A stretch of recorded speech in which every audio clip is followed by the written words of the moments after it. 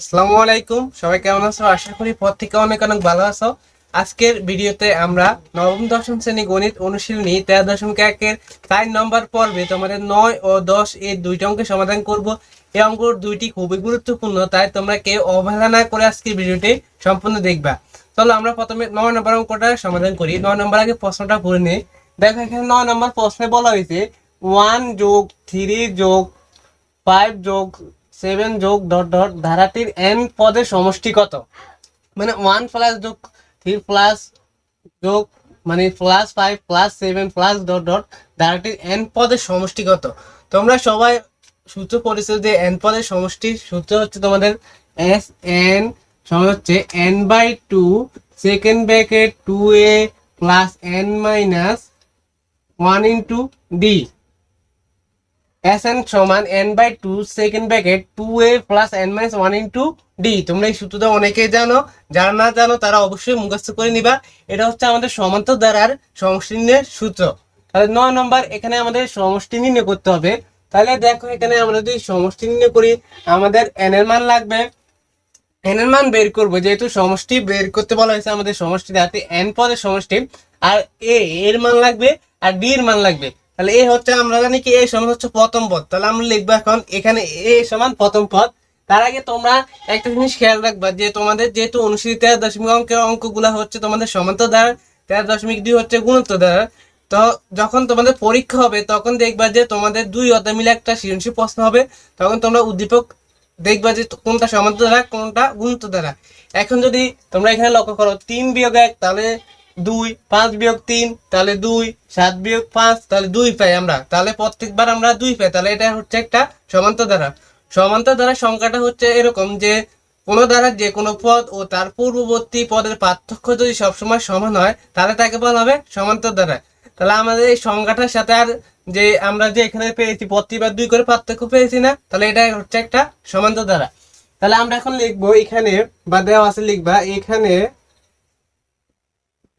প্রথম পদ a সমান 1। প্রথম পদ a সমান হচ্ছে 1, এখানে দেওয়া আছে না যে প্রথম পদ a সমান হচ্ছে 1। তারপর যেহেতু এটা একটা সমান্তর দ্বারা, তাহলে আমরা এখন লিখবো সাধারণ অন্তর। সাধারণ অন্তর d সমান দ্বিতীয় পদ বিয়োগ প্রথম পদ, তাহলে 3 বিয়োগ হচ্ছে 1, তাহলে কত হবে 2। 3 থেকে 1 বিয়োগ করলে পাবো আমরা 2। তাহলে আমরা a পেয়েছি, d পেয়েছি। এখন আমরা নির্ণয় করব যে তোমাদের Sn নির্ণয় করব, যেহেতু বলেছে আমাদের সমষ্টি নির্ণয় করতে বলা হয়েছে। তাহলে আমরা এখন লিখতে পারি যে ধারাটি n পদের সমষ্টি নির্ণয় করতে বলা হয়েছে। তাহলে আমরা জানি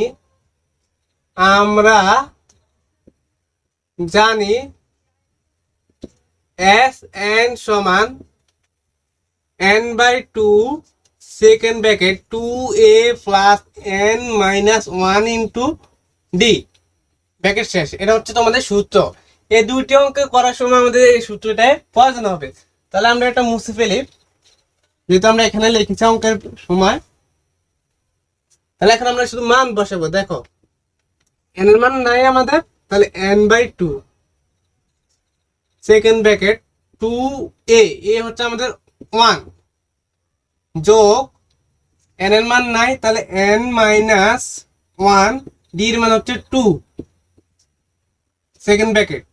দেখো এখন এখানে কি হয়, n/2 এখানে আমরা 2 একে 2 পাই, 2 একে 2।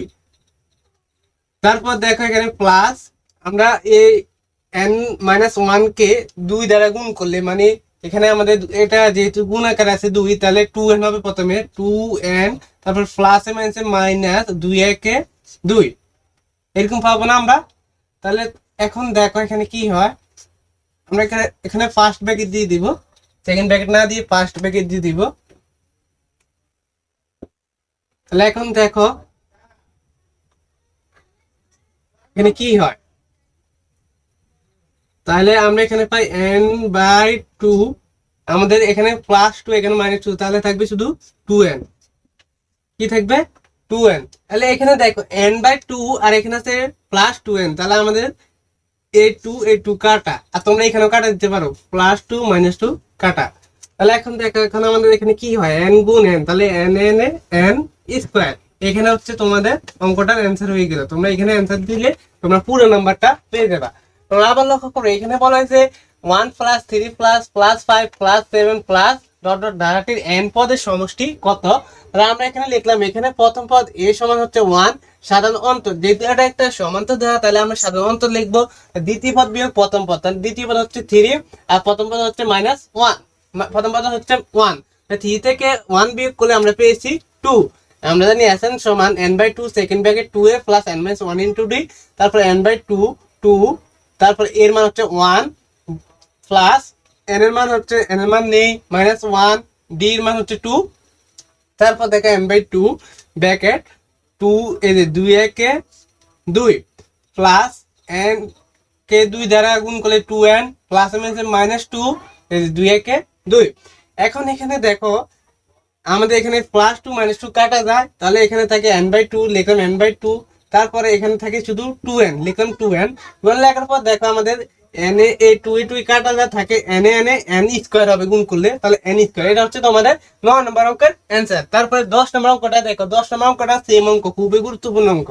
তোমরা কেউ ভিডিওটি টেনে দেখবে না, কেউ সম্পূর্ণ দেখবে ভিডিওটা।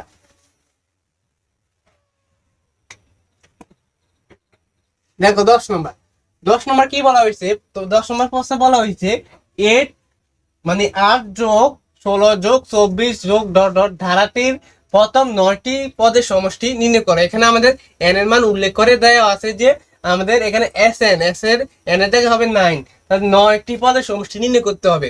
তাহলে এখানে দেখো 16 থেকে 8 বিয়োগ করলে 8 হবে, 24 থেকে 16 বিয়োগ করলে 8 হবে। তাহলে এটা হচ্ছে একটা সমান্তর ধারা। আমরা প্রতিবার পার্থক্য কত পাই, প্রতিবার পার্থক্য 8 করে পাই। তাহলে আমরা এখন লিখবো, আগের মতোই লিখবো যে এখানে দেওয়া আছে, লিখবা এখানে প্রথম পদ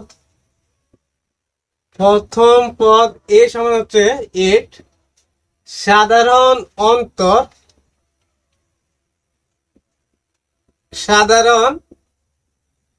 অন্তর d সমান 16 বিয়োগ 8, 16 বিয়োগ 8, তাহলে থাকবে 8। তাহলে আমরা প্রথম পদ পেয়েছি 8 এবং সাধারণত পেয়েছি 8, দুইটা একরকম। এখন আমাদের সমষ্টি নির্ণয় করব। তাহলে আমরা জানি